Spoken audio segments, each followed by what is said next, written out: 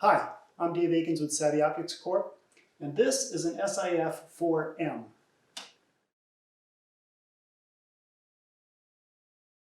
Now, if you've watched the video about the SIF-4E, you're already familiar with the technology. It's a Savvy Inspector system that's just like that, except this one has a motorized X, Y, and Z stage.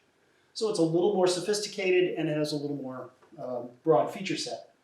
What I'm going to show you is what I showed in the last video, which is how to measure a scratch and a dig, but this time we're going to use the SIF-4M.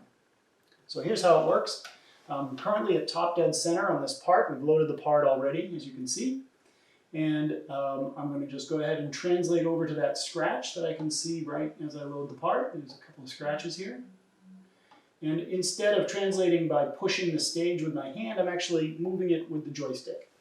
I'm going to go to that location, and then I'm going to go ahead and select the indicator tool. I'm going to indicate one end of the scratch, right-click to start the scratch length measurement. Go to the other end of the scratch, and then click End Scratch.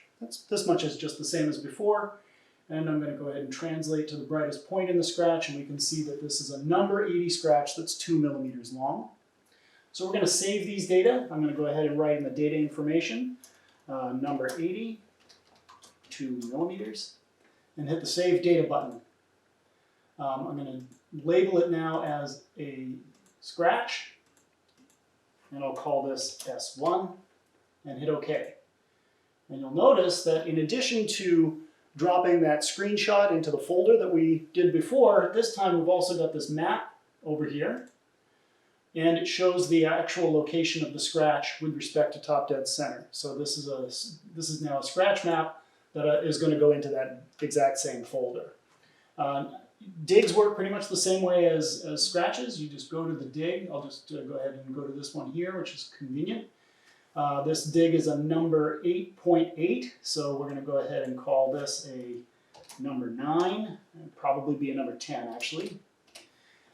Just because there's no number 9 grade. So we'll go ahead and call it a number 10. We'll save data. And once again, we'll label this one, but we'll call this dig D1. Hit OK. And it adds it to my surface map. I can add more, of course. I can go wander around and get all sorts of imperfections that's on this part, and it'll just keep adding them to my surface map. Once I'm satisfied, I go ahead and close the file. And it's going to store all that data and put it in a folder where I can get at it, and it's still sitting on the desktop. I will go ahead and minimize this, and we'll see, here's the SIF files folder, and here's the demo we just did, and there's all the data that we took, and the defect map that we just created. So that's pretty much it. Thanks very much.